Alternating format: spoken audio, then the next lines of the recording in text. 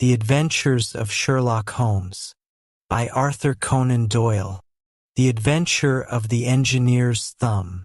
Of all the problems which have been submitted to my friend, Mr. Sherlock Holmes, for solution during the years of our intimacy, there were only two which I was the means of introducing to his notice, that of Mr. Hatherley's thumb, and that of Colonel Warburton's madness. Of these the latter may have afforded a finer field for an acute and original observer, but the other was so strange in its inception and so dramatic in its details that it may be the more worthy of being placed upon record, even if it gave my friend fewer openings for those deductive methods of reasoning by which he achieved such remarkable results. The story has, I believe, been told more than once in the newspapers, but, like all such narratives, its effect is much less striking when set forth in block in a single half-column of print than when the facts slowly evolve before your own eyes, and the mystery clears gradually away as each new discovery furnishes a step which leads on to the complete truth. At the time the circumstances made a deep impression upon me, and the lapse of 2 years has hardly served to weaken the effect. It was in the summer of '89, not long after my marriage, that the events occurred which I am now about to summarize. I had returned to civil practice and had finally abandoned Holmes in his Baker Street rooms, although I continually visited him and occasionally even persuaded him to forego his bohemian habits so far as to come and visit us. My practice had steadily increased, and as I happened to live at no very great distance from Paddington Station, I got a few patients from among the officials. One of these, whom I had cured of a painful and lingering disease, was never weary of advertising my virtues and of endeavoring to send me on every sufferer over whom he might have any influence. One morning, at a little before 7 o'clock, I was awakened by the maid tapping at the door to announce that 2 men had come from Paddington and were waiting in the consulting room. I dressed hurriedly, for I knew by experience that railway cases were seldom trivial, and hastened downstairs. As I descended, my old ally, the guard, came out of the room and closed the door tightly behind him. "What is it, then?"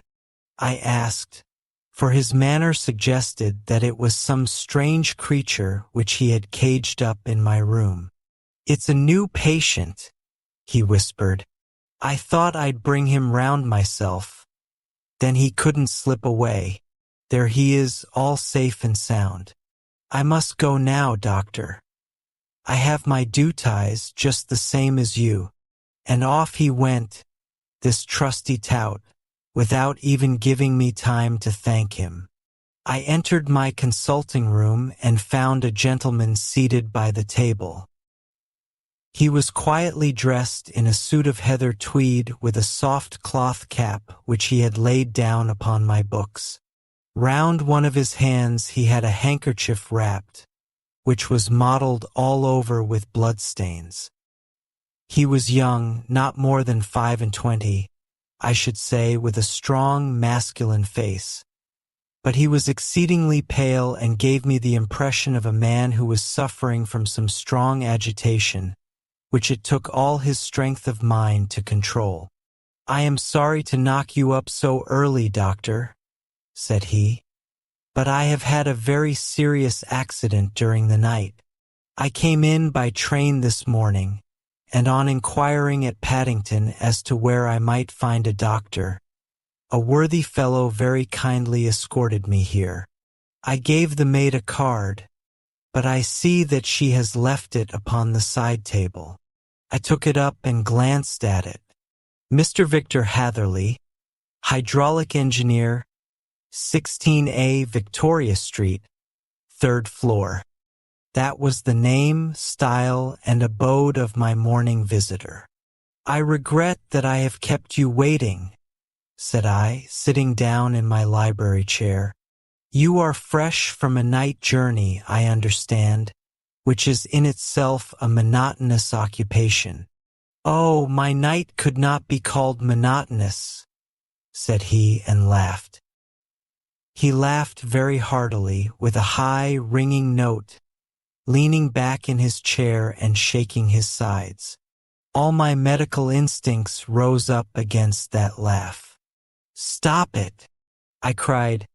"Pull yourself together." And I poured out some water from a carafe. It was useless, however. He was off in one of those hysterical outbursts which come upon a strong nature when some great crisis is over and gone.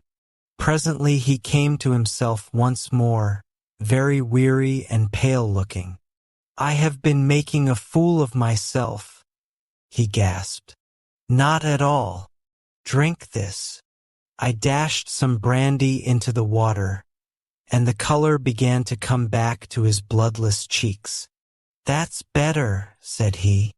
"And now, doctor, perhaps you would kindly attend to my thumb, or rather to the place where my thumb used to be." He unwound the handkerchief and held out his hand. It gave even my hardened nerves a shudder to look at it. There were 4 protruding fingers and a horrid red, spongy surface where the thumb should have been.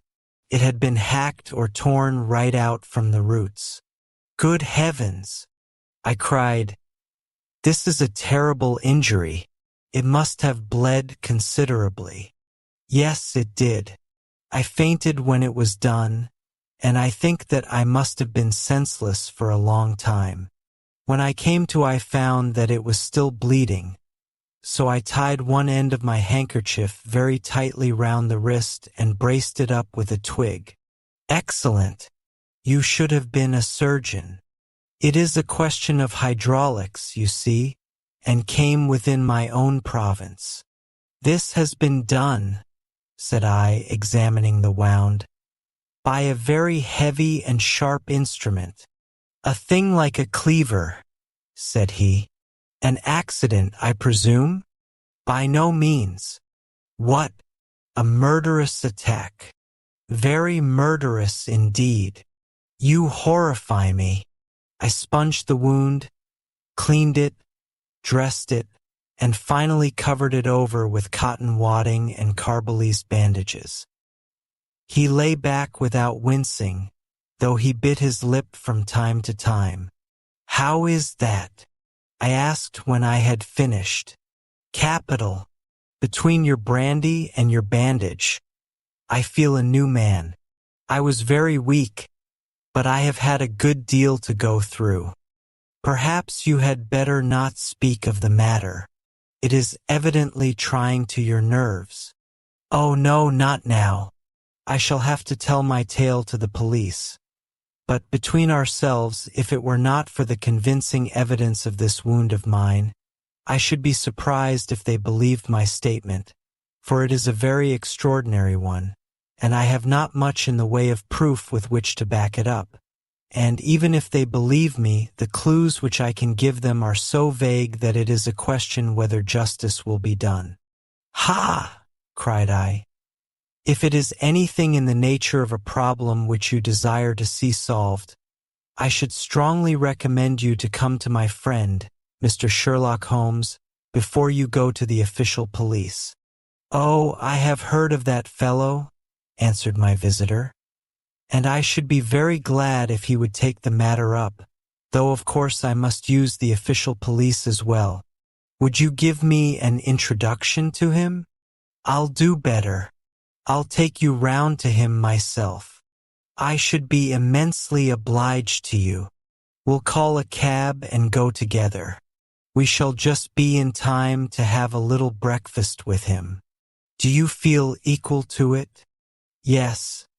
I shall not feel easy until I have told my story. Then my servant will call a cab, and I shall be with you in an instant." I rushed upstairs, explained the matter shortly to my wife, and in 5 minutes was inside a hansom, driving with my new acquaintance to Baker Street. Sherlock Holmes was, as I expected, lounging about his sitting room in his dressing gown. reading the agony column of the Times and smoking his before-breakfast pipe, which was composed of all the plugs and dottles left from his smokes of the day before, all carefully dried and collected on the corner of the mantelpiece.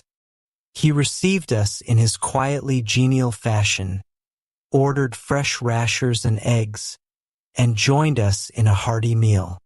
When it was concluded, he settled our new acquaintance upon the sofa, placed a pillow beneath his head, and laid a glass of brandy and water within his reach. "It is easy to see that your experience has been no common one, Mr. Hatherley," said he. "Pray, lie down there and make yourself absolutely at home. Tell us what you can. But stop when you are tired and keep up your strength with a little stimulant." "Thank you," said my patient, "but I have felt another man since the doctor bandaged me, and I think that your breakfast has completed the cure. I shall take up as little of your valuable time as possible, so I shall start at once upon my peculiar experiences." Holmes sat in his big armchair with the weary, heavy-lidded expression which veiled his keen and eager nature, while I sat opposite to him, and we listened in silence to the strange story which our visitor detailed to us. "You must know," said he, "that I am an orphan and a bachelor, residing alone in lodgings in London. By profession I am a hydraulic engineer, and I have had considerable experience of my work during the 7 years that I was apprenticed to Venner and Matheson, the well-known firm of Greenwich. 2 years ago, having served my time, and having also come into a fair sum of money through my poor father's death, I determined to start in business for myself and took professional chambers in Victoria Street. I suppose that everyone finds his first independent start in business a dreary experience. To me it has been exceptionally so.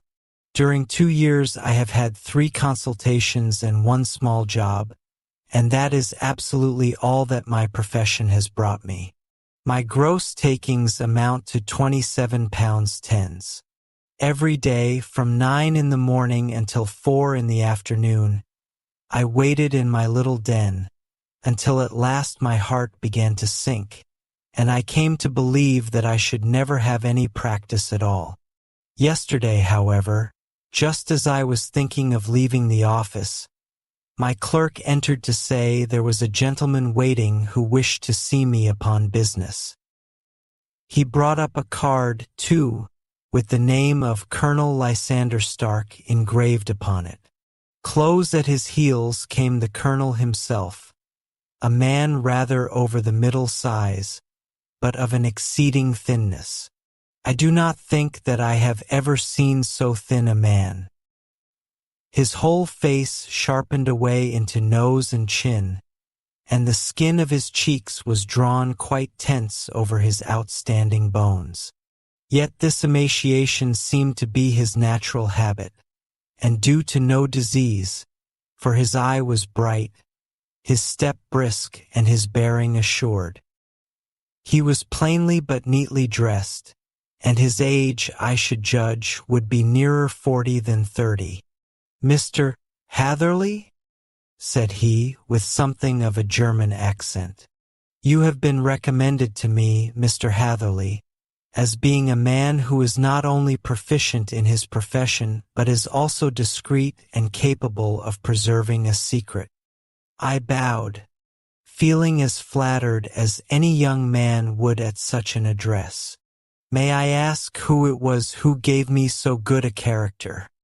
"Well, perhaps it is better that I should not tell you that just at this moment.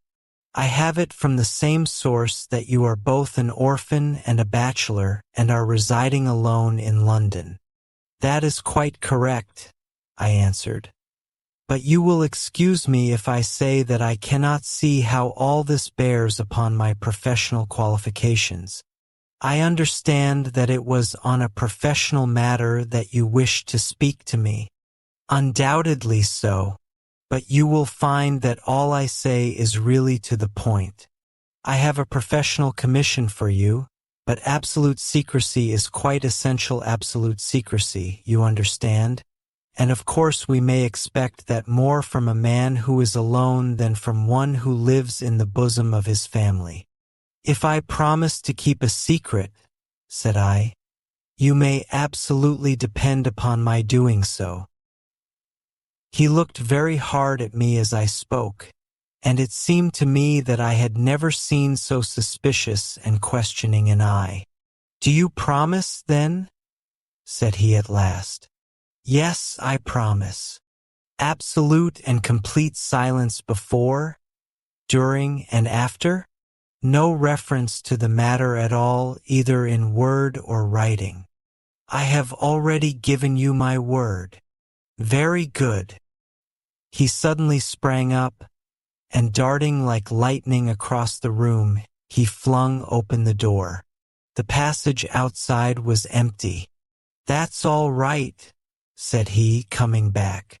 I know that clerks are sometimes curious as to their master's affairs. Now we can talk in safety. He drew up his chair very close to mine and began to stare at me again with the same questioning and thoughtful look. A feeling of repulsion and of something akin to fear had begun to rise within me at the strange antics of this fleshless man. Even my dread of losing a client could not restrain me from showing my impatience. I beg that you will state your business, sir, said I. My time is of value. Heaven forgive me for that last sentence, but the words came to my lips. How would 50 guineas for a night's work suit you? He asked. Most admirably. I say a night's work, but an hour's would be nearer the mark. I simply want your opinion about a hydraulic stamping machine which has got out of gear. If you show us what is wrong, we shall soon set it right ourselves. What do you think of such a commission as that? The work appears to be light and the pay munificent. Precisely so. We shall want you to come tonight by the last train. Where to? To Ayford, in Berkshire. It is a little place near the borders of Oxfordshire, and within 7 miles of Reading. There is a train from Paddington which would bring you there at about 11:15. Very good. I shall come down in a carriage to meet you. There is a drive, then? Yes, our little place is quite out in the country. It is a good 7 miles from Ayford Station. Then we can hardly get there before midnight. I suppose there would be no chance of a train back. I should be compelled to stop the night. Yes, we could easily give you a shakedown. That is very awkward. Could I not come at some more convenient hour? We have judged it best that you should come late. It is to recompense you for any inconvenience that we are paying to you, a young and unknown man, a fee which would buy an opinion from the very heads of your profession. Still, of course, if you would like to draw out of the business, there is plenty of time to do so. I thought of the 50 guineas, and of how very useful they would be to me. Not at all, said I. I shall be very happy to accommodate myself to your wishes. I should like, however, to understand a little more clearly what it is that you wish me to do. Quite so. It is very natural that the pledge of secrecy which we have exacted from you should have aroused your curiosity. I have no wish to commit you to anything without your having it all laid before you. I suppose that we are absolutely safe from eavesdroppers. Entirely. Then the matter stands thus. You are probably aware that Fuller's Earth is a valuable product, and that it is only found in 1 or 2 places in England. I have heard so. Some little time ago I bought a small place, a very small place within 10 miles of Reading. I was fortunate enough to discover that there was a deposit of fuller's earth in one of my fields. On examining it, however, I found that this deposit was a comparatively small one, and that it formed a link between two very much larger ones upon the right and left, both of them, however, in the grounds of my neighbors. These good people were absolutely ignorant that their land contained that which was quite as valuable as a gold mine. Naturally, it was to my interest to buy their land before they discovered its true value, but unfortunately I had no capital by which I could do this. I took a few of my friends into the secret, however, and they suggested that we should quietly and secretly work our own little deposit, and that in this way we should earn the money which would enable us to buy the neighboring fields. This we have now been doing for some time, and in order to help us in our operations we erected a hydraulic press. This press, as I have already explained, has got out of order, and we wish your advice upon the subject. We guard our secret very jealously, however, and if it once became known that we had hydraulic engineers coming to our little house, it would soon rouse inquiry, and then, if the facts came out, it would be goodbye to any chance of getting these fields and carrying out our plans. That is why I have made you promise me that you will not tell a human being that you are going to Ayford tonight. I hope that I make it all plain. I quite follow you, said I. The only point which I could not quite understand was what use you could make of a hydraulic press in excavating fuller's earth, which, as I understand, is dug out like gravel from a pit. Ah, said he carelessly, we have our own process. We compress the earth into bricks, so as to remove them without revealing what they are. But that is a mere detail. I have taken you fully into my confidence now, Mr. Hatherley, and I have shown you how I trust you. He rose as he spoke.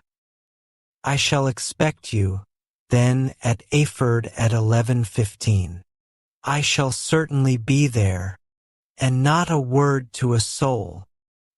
He looked at me with a last long, questioning gaze, and then, pressing my hand in a cold, dank grasp, he hurried from the room. Well, when I came to think it all over in cool blood, I was very much astonished, as you may both think, at this sudden commission which had been entrusted to me. On the one hand, of course, I was glad, for the fee was at least tenfold what I should have asked had I set a price upon my own services, and it was possible that this order might lead to other ones. On the other hand, the face and manner of my patron had made an unpleasant impression upon me, and I could not think that his explanation of the fuller's earth was sufficient to explain the necessity for my coming at midnight, and his extreme anxiety lest I should tell anyone of my errand. However, I threw all fears to the winds, ate a hearty supper, drove to Paddington, and started off, having obeyed to the letter the injunction as to holding my tongue. At Reading I had to change not only my carriage but my station. However, I was in time for the last train to Ayford, and I reached the little dim-lit station after 11 o'clock. I was the only passenger who got out there, and there was no one upon the platform save a single sleepy porter with a lantern. As I passed out through the wicket gate, however, I found my acquaintance of the morning waiting in the shadow upon the other side. Without a word he grasped my arm and hurried me into a carriage, the door of which was standing open. He drew up the windows on either side, tapped on the woodwork, and away we went as fast as the horse could go. "One horse?" interjected Holmes. "Yes, only one." "Did you observe the color?" "Yes. I saw it by the sidelights when I was stepping into the carriage. It was a chestnut." "Tired looking or fresh?" "Oh, fresh and glossy." "Thank you. I am sorry to have interrupted you. Pray continue your most interesting statement. Away we went then, and we drove for at least an hour. Colonel Lysander Stark had said that it was only 7 miles, but I should think, from the rate that we seemed to go, and from the time that we took, that it must have been nearer 12. He sat at my side in silence all the time, and I was aware, more than once when I glanced in his direction, that he was looking at me with great intensity. The country roads seemed to be not very good in that part of the world, for we lurched and jolted terribly. I tried to look out of the windows to see something of where we were, but they were made of frosted glass, and I could make out nothing save the occasional bright blur of a passing light. Now and then I hazarded some remark to break the monotony of the journey, but the colonel answered only in monosyllables, and the conversation soon flagged. At last, however, the bumping of the road was exchanged for the crisp smoothness of a gravel drive, and the carriage came to a stand. Colonel Lysander Stark sprang out, and, as I followed after him, pulled me swiftly into a porch which gaped in front of us. We stepped, as it were, right out of the carriage and into the hall, so that I failed to catch the most fleeting glance of the front of the house. The instant that I had crossed the threshold, the door slammed heavily behind us, and I heard faintly the rattle of the wheels as the carriage drove away. It was pitch dark inside the house, and the colonel fumbled about looking for matches and muttering under his breath. Suddenly a door opened at the other end of the passage, and a long golden bar of light shot out in our direction. It grew broader, and a woman appeared with a lamp in her hand, which she held above her head, pushing her face forward and peering at us. I could see that she was pretty, and from the gloss with which the light shone upon her dark dress I knew that it was a rich material. She spoke a few words in a foreign tongue in a tone as though asking a question, and when my companion answered in a gruff monosyllable, she gave such a start that the lamp nearly fell from her hand. Colonel Stark went up to her, whispered something in her ear, and then, pushing her back into the room from whence she had come, he walked towards me again with the lamp in his hand. "Perhaps you will have the kindness to wait in this room for a few minutes," said he, throwing open another door. It was a quiet, little, plainly furnished room, with a round table in the center, on which several German books were scattered. Colonel Stark laid down the lamp on the top of a harmonium beside the door. "I shall not keep you waiting an instant," said he, and vanished into the darkness. I glanced at the books upon the table, and in spite of my ignorance of German, I could see that 2 of them were treatises on science, the others being volumes of poetry. Then I walked across to the window, hoping that I might catch some glimpse of the countryside, but an oak shutter, heavily barred, was folded across it. It was a wonderfully silent house. There was an old clock ticking loudly somewhere in the passage, but otherwise everything was deadly still. A vague feeling of uneasiness began to steal over me. Who were these German people, and what were they doing living in this strange, out-of-the-way place? And where was the place? I was 10 miles or so from Erfurt. That was all I knew, but whether north, south, east, or west I had no idea. For that matter, Reading and possibly other large towns were within that radius, so the place might not be so secluded after all.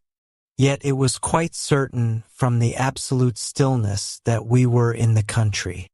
I paced up and down the room, humming a tune under my breath to keep up my spirits and feeling that I was thoroughly earning my 50-guinea fee. Suddenly, without any preliminary sound in the midst of the utter stillness, The door of my room swung slowly open.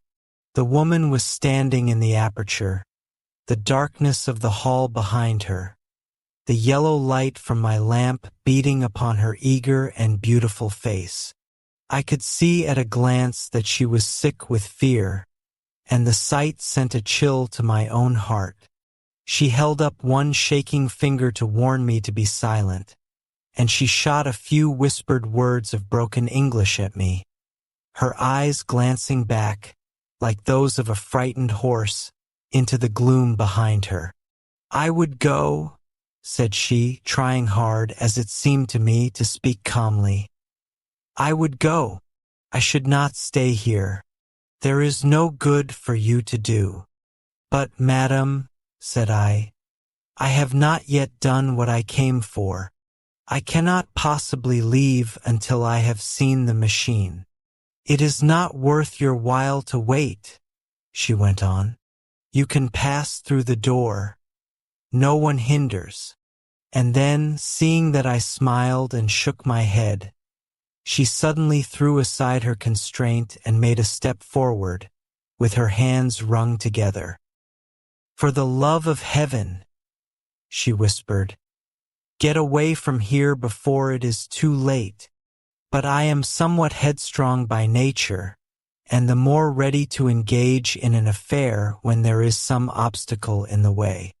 I thought of my 50-guinea fee, of my wearisome journey, and of the unpleasant night which seemed to be before me. Was it all to go for nothing? Why should I slink away without having carried out my commission, and without the payment which was my due? This woman might, for all I knew, be a monomaniac. With a stout bearing, therefore, though her manner had shaken me more than I cared to confess, I still shook my head and declared my intention of remaining where I was. She was about to renew her entreaties when a door slammed overhead, and the sound of several footsteps was heard upon the stairs. She listened for an instant, threw up her hands with a despairing gesture, and vanished as suddenly and as noiselessly as she had come. The newcomers were Colonel Lysander Stark and a short, thick man with a chinchilla beard growing out of the creases of his double chin, who was introduced to me as Mr. Ferguson. "This is my secretary and manager," said the colonel. "By the way, I was under the impression that I left this door shut just now. I fear that you have felt the draught." "On the contrary," said I opened the door myself because I felt the room to be a little close." He shot one of his suspicious looks at me. "Perhaps we had better proceed to business, then," said he. "Mr. Ferguson and I will take you up to see the machine. I had better put my hat on, I suppose." "Oh, no, it is in the house." "What, you dig Fuller's earth in the house?" "No, no. This is only where we compress it. But never mind that. All we wish you to do is to examine the machine and to let us know what is wrong with it."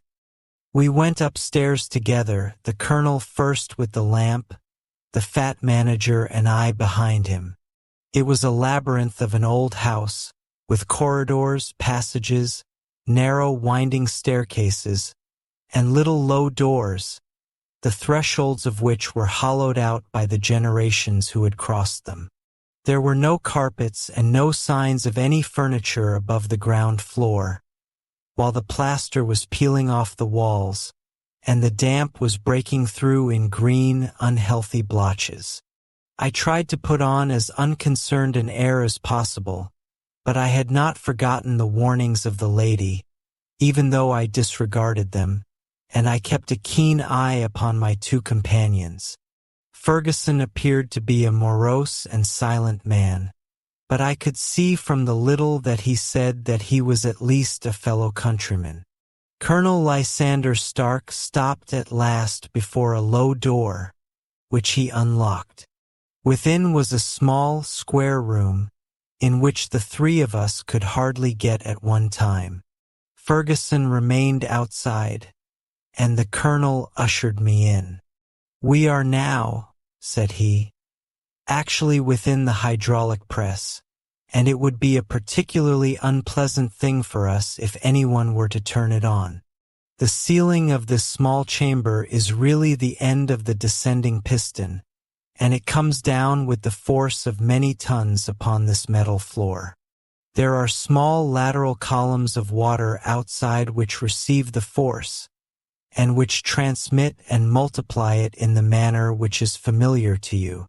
The machine goes readily enough, but there is some stiffness in the working of it, and it has lost a little of its force. Perhaps you will have the goodness to look it over and to show us how we can set it right." I took the lamp from him, and I examined the machine very thoroughly. It was indeed a gigantic one, and capable of exercising enormous pressure. When I passed outside, however, and pressed down the levers which controlled it, I knew at once by the whishing sound that there was a slight leakage, which allowed a regurgitation of water through one of the side cylinders. An examination showed that one of the India rubber bands, which was round the head of a driving rod, had shrunk so as not quite to fill the socket along which it worked. This was clearly the cause of the loss of power, and I pointed it out to my companions, who followed my remarks very carefully and asked several practical questions as to how they should proceed to set it right. When I had made it clear to them, I returned to the main chamber of the machine and took a good look at it to satisfy my own curiosity. It was obvious at a glance that the story of the fuller's earth was the merest fabrication, for it would be absurd to suppose that so powerful an engine could be designed for so inadequate a purpose. The walls were of wood, but the floor consisted of a large iron trough, and when I came to examine it, I could see a crust of metallic deposit all over it. I had stooped and was scraping at this to see exactly what it was when I heard a muttered exclamation in German and saw the cadaverous face of the colonel looking down at me. "What are you doing there?" he asked. I felt angry at having been tricked by so elaborate a story as that which he had told me. "I was admiring your fuller's earth," said I. "I think that I should be better able to advise you as to your machine if I knew what the exact purpose was for which it was used." The instant that I uttered the words, I regretted the rashness of my speech. His face set hard, and a baleful light sprang up in his gray eyes. "Very well," said he. "You shall know all about the machine." He took a step backward, slammed the little door, and turned the key in the lock. I rushed towards it and pulled at the handle, but it was quite secure, and did not give in the least to my kicks and shoves. "Hello!" I yelled. "Hello, Colonel! Let me out!" And then suddenly in the silence I heard a sound which sent my heart into my mouth. It was the clank of the levers and the swish of the leaking cylinder. He had set the engine at work. The lamp still stood upon the floor where I had placed it when examining the trough. By its light I saw that the black ceiling was coming down upon me, slowly, jerkily, but, as none knew better than myself, with a force which must within a minute grind me to a shapeless pulp. I threw myself, screaming, against the door, and dragged with my nails at the lock. I implored the colonel to let me out, but the remorseless clanking of the levers drowned my cries. The ceiling was only a foot or two above my head, and with my hand upraised I could feel its hard, rough surface. Then it flashed through my mind that the pain of my death would depend very much upon the position in which I met it. If I lay on my face, the weight would come upon my spine, and I shuddered to think of that dreadful snap. Easier the other way, perhaps.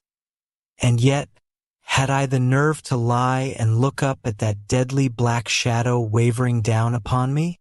Already I was unable to stand erect, when my eye caught something which brought a gush of hope back to my heart. I have said that though the floor and ceiling were of iron, the walls were of wood. As I gave a last hurried glance around, I saw a thin line of yellow light between two of the boards, which broadened and broadened as a small panel was pushed backward.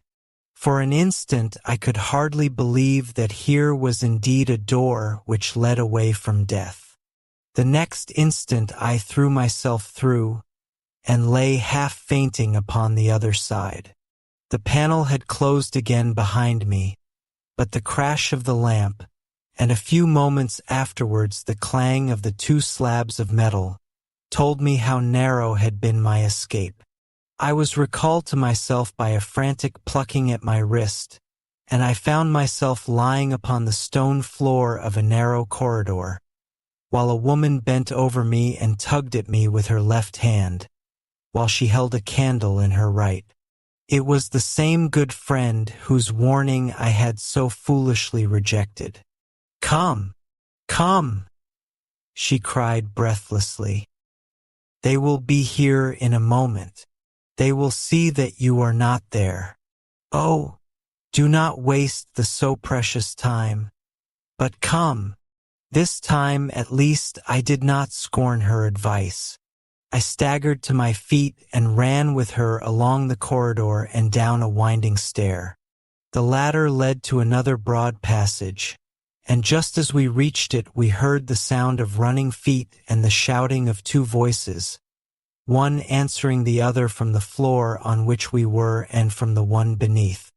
My guide stopped and looked about her like one who is at her wit's end. Then she threw open a door which led into a bedroom, through the window of which the moon was shining brightly.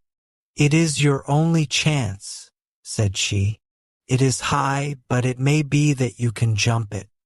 As she spoke a light sprang into view at the further end of the passage, and I saw the lean figure of Colonel Lysander Stark rushing forward with a lantern in one hand and a weapon like a butcher's cleaver in the other. I rushed across the bedroom, flung open the window, and looked out. How quiet and sweet and wholesome the garden looked in the moonlight, and it could not be more than 30 feet down. I clambered out upon the sill, but I hesitated to jump until I should have heard what passed between my savior and the ruffian who pursued me. If she were ill-used, then at any risks I was determined to go back to her assistance. The thought had hardly flashed through my mind before he was at the door, pushing his way past her. But she threw her arms round him and tried to hold him back. "Fritz! Fritz!" she cried in English. "Remember your promise after the last time. You said it should not be again. He will be silent. Oh, he will be silent."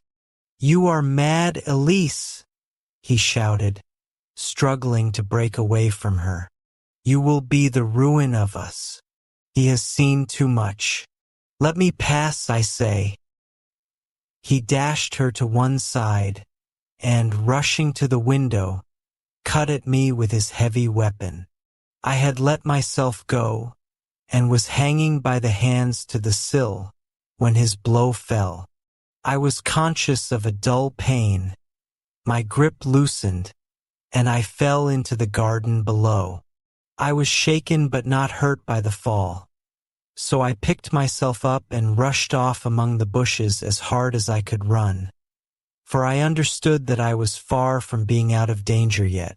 Suddenly, however, as I ran, a deadly dizziness and sickness came over me. I glanced down at my hand, which was throbbing painfully, and then, for the first time, saw that my thumb had been cut off and that the blood was pouring from my wound. I endeavored to tie my handkerchief round it, but there came a sudden buzzing in my ears, and next moment I fell in a dead faint among the rose bushes. How long I remained unconscious I cannot tell. It must have been a very long time, for the moon had sunk, and a bright morning was breaking when I came to myself. My clothes were all sodden with dew, and my coat sleeve was drenched with blood from my wounded thumb. The smarting of it recalled in an instant all the particulars of my night's adventure, and I sprang to my feet with the feeling that I might hardly yet be safe from my pursuers. But to my astonishment, when I came to look round me, neither house nor garden were to be seen. I had been lying in an angle of the hedge close by the high road, and just a little lower down was a long building, which proved, upon my approaching it, to be the very station at which I had arrived upon the previous night. Were it not for the ugly wound upon my hand, all that had passed during those dreadful hours might have been an evil dream. Half dazed, I went into the station and asked about the morning train. There would be one to Reading in less than an hour. The same porter was on duty, I found, as had been there when I arrived. I inquired of him whether he had ever heard of Colonel Lysander Stark. The name was strange to him. Had he observed a carriage the night before waiting for me? No, he had not. Was there a police station anywhere near? There was one about 3 miles off. It was too far for me to go, weak and ill as I was. I determined to wait until I got back to town before telling my story to the police. It was a little past 6 when I arrived, so I went first to have my wound dressed, and then the doctor was kind enough to bring me along here. I put the case into your hands and shall do exactly what you advise. We both sat in silence for some little time after listening to this extraordinary narrative. Then Sherlock Holmes pulled down from the shelf one of the ponderous commonplace books in which he placed his cuttings. "Here is an advertisement which will interest you," said he.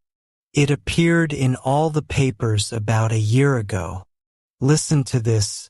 Lost on the 9th inst. Mr. Jeremiah Haling, aged 26, a hydraulic engineer. Left his lodgings at 10 o'clock at night and has not been heard of since. Was dressed in, etc., etc." Ha! That represents the last time that the colonel needed to have his machine overhauled, I fancy. "Good heavens!" cried my patient. "Then that explains what the girl said." "Undoubtedly. It is quite clear that the colonel was a cool and desperate man, who was absolutely determined that nothing should stand in the way of his little game, like those out-and-out pirates who will leave no survivor from a captured ship. Well, every moment now is precious, so if you feel equal to it, we shall go down to Scotland Yard at once as a preliminary to starting for Ayford. Some 3 hours or so afterwards we were all in the train together, bound from Reading to the little Berkshire village. There were Sherlock Holmes, the hydraulic engineer, Inspector Bradstreet of Scotland Yard, a plainclothes man, and myself. Bradstreet had spread an ordnance map of the county out upon the seat and was busy with his compasses drawing a circle with Ayford for its center. "There you are," said he. "That circle is drawn at a radius of 10 miles from the village. The place we want must be somewhere near that line. You said 10 miles, I think, sir. It was an hour's good drive. And you think that they brought you back all that way when you were unconscious?" "They must have done so. I have a confused memory, too, of having been lifted and conveyed somewhere. What I cannot understand," said I, "is why they should have spared you when they found you lying fainting in the garden. Perhaps the villain was softened by the woman's entreaties.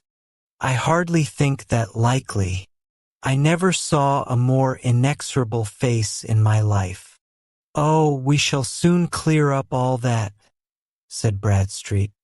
"Well, I have drawn my circle, and I only wish I knew at what point upon it the folk that we are in search of are to be found." "I think I could lay my finger on it," said Holmes quietly. "Really now?" cried the inspector. "You have formed your opinion. Come, now we shall see who agrees with you. I say it is south, for the country is more deserted there." "And I say east," said my patient. "I am for west," remarked the plainclothes man.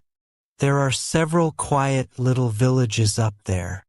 "And I am for north," said I, "because there are no hills there, and our friend says that he did not notice the carriage go up any."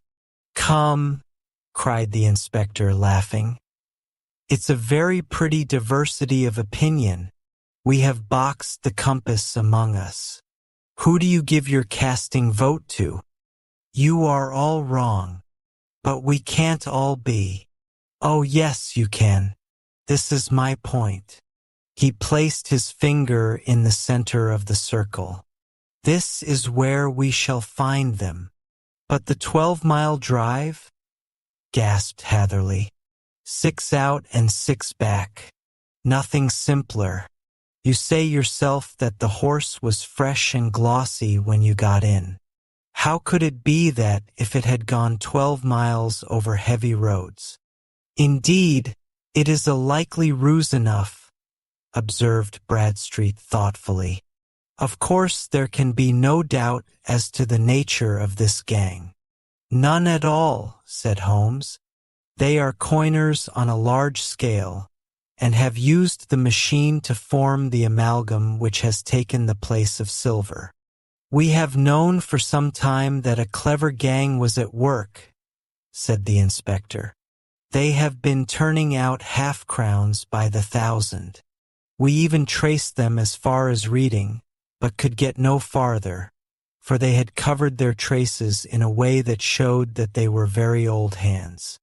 But now, thanks to this lucky chance, I think that we have got them right enough." But the inspector was mistaken, for those criminals were not destined to fall into the hands of justice. As we rolled into Ayford Station, we saw a gigantic column of smoke which streamed up from behind a small clump of trees in the neighborhood and hung like an immense ostrich feather over the landscape. "A house on fire?" asked Bradstreet as the train steamed off again on its way. "Yes, sir," said the station master. "When did it break out?" "I hear that it was during the night, sir, but it has got worse, and the whole place is in a blaze." "Whose house is it?" "Dr. Betcher's." "Tell me," broke in the engineer, "is Dr. Betcher a German, very thin, with a long, sharp nose?"